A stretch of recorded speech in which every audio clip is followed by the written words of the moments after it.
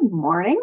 Now, I know I said last week that we're going to be talking about nature for a lot of the lessons over the summer, but I am going to diverge from that theme for this lesson today. Instead, we're going to be talking about families. Now, some of my family members, my own family members, I knew really well, like my parents, my sister, I see them all the time. I grew up with them. They're part of my immediate family, but I have lots of other family members as well that I don't quite know as well. Like I have my dad's cousin and her daughters are out on the West Coast.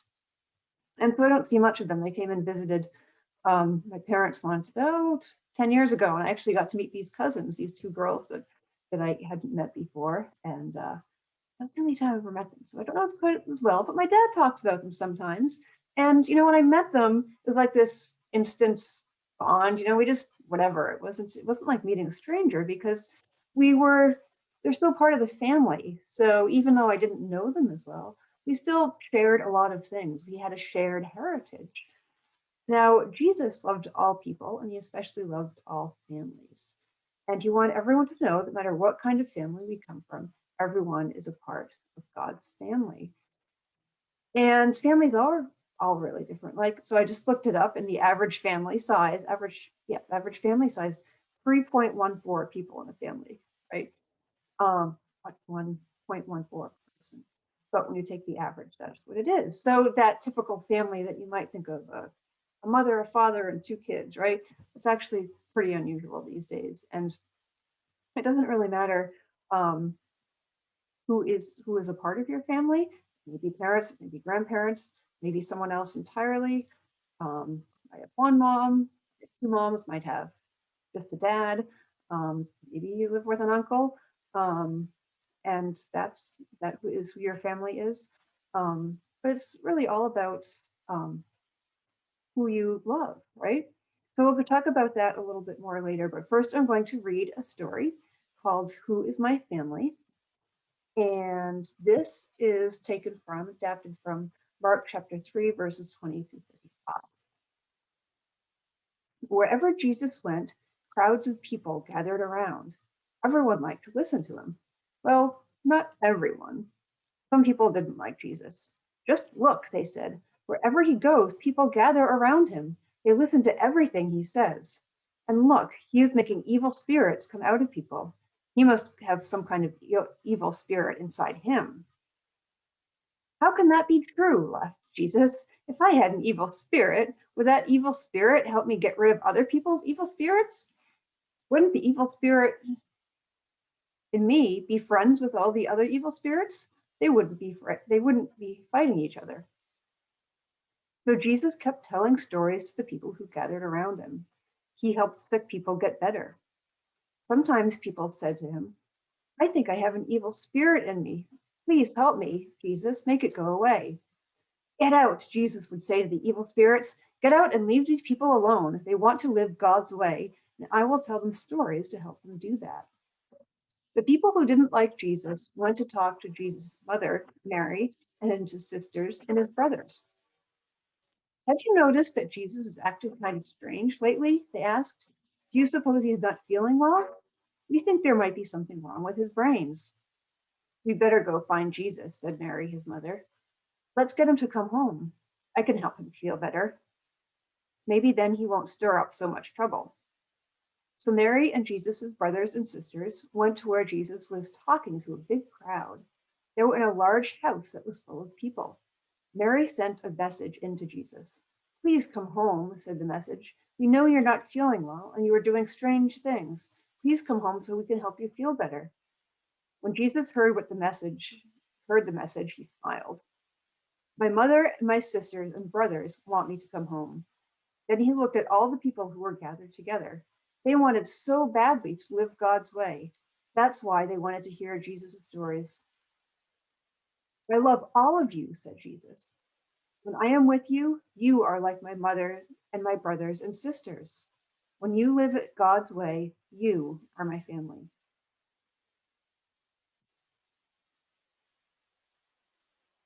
So, Jesus says it's not just his mothers and brothers and sisters who are part of his family, right? But all those that he was speaking to as well. He said they were all his family.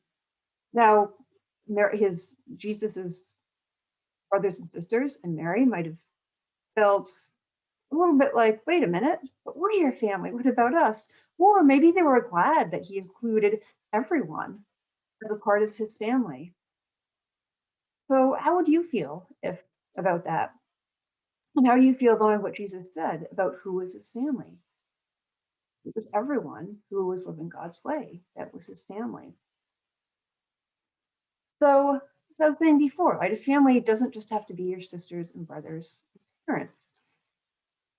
So, well, then what does family mean? How do you define who is a part of your family? How did Jesus define how he was, who was a part of his family? Well, there's a couple things that I think make up a family. And one of those things is shared stories, right? I was talking about before about that shared heritage. You all come from the same place and you share lots of stories with these people. So I think about my immediate family, my parents and my sister, and we have so many stories, right, that we share because we spent time together. We have those stories from the past. So I used to grow up coming to Mount Desert Islands, camping with my family as a kid. And now that I live here year round and my family lives elsewhere, but I still sort of I remember those shared stories as I hike. I'm going down Beach Mountain. I remember a place where my mom fell, or um, another hike, a place where my sister cut her knee, or a place where the hike where I insisted to bring my teddy bear on. Or so I remember these things, and I have these shared stories. And when we're together, we remember these stories together. Now, there's other people in my family that I've never even met. So some of my ancestors, like, or that I don't see as much. So my dad's cousins. Now, where I grew up in Massachusetts, we had this land behind our house that was owned by many parts of the family. And that's where my sister and cousins and I would often go to play. We had all these stories about this place. We had those shared stories and the shared heritage. Now, my dad also would go to play there when he was a kid with his cousins. Now, I wasn't that alive then, so I wasn't there, but those stories have become my stories because he tells them and he relates them. So even people and his grandfather, we all it was my ancestors in the 1849, something like that, when the potato famine in Europe, my ancestors came to America to escape the potato famine and came to this land in Massachusetts where I still grew up later. So all these generations of my family, they all have a history of these places and those stories, which all become my own stories, even though I wasn't alive when my ancestors were farming this land in the first place. So, but there's also other people I share stories with. So I think about COVID, right? And I didn't have I live alone and my parents live elsewhere. My sister lives in New Hampshire. And there was a time when my sister and I wouldn't even go visit our parents because we were afraid of getting them sick. So I couldn't spend time with my family. And so think of pods during COVID, right? You had your pod. And I like to think of my pod during COVID. That was sort of my family at the time.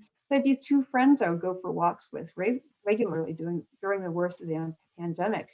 And I could consider them part of my pod. And it sort of became my family. And they're friends I've known for a long time, so we share these stories as well, even though I didn't grow up with them, and they aren't related by blood. I consider them part of my family. Or think about those family friends you have friends that maybe your parents' friends, but you've become friends with it too, or friends with their kids, and they join you for holiday dinners, or anyone that wasn't a part of your immediate family that might have been a part of your pod, and maybe you would consider them a part of your family. So one, because you have that shared story, you have those shared stories with them. But another reason that I think the other thing that makes someone a part of your family is love. So a family, really, when it comes down to it, who do you love? And you love the hope you love your brothers and sisters and your parents, but there's also your grandparents, your aunt and uncles, and your cousins whom you love and who you share stories with. And maybe it's not even someone you're related to. Maybe it's your friends and other people around you. The church community, we talk about the church family, right? So it's basically family is just who do you love? It's simple as that. People you love, people you share stories with. And I think of my mom too. Now, my mom was adopted, and so she never met her birth parents, so she wasn't related to her parents, but she certainly loved them because they raised her, and for her, they were her parents. So families can be anyone at all, and even what about plants, animals, maybe even a certain place? That land where I grew up in Massachusetts that was had those stories from generations back. That's why that land a part of my family because it had those stories, and I love the place. And same about Mount Desert Island. I have all the stories of this place from my past, and I also love the place very much. So it's sort of, and sometimes I get frustrated with it, just like with people in your families, right? Sometimes you just don't get along, but you put up with it anyway because you love them. And I feel the same way about this island sometimes in the summer. So that is all for today.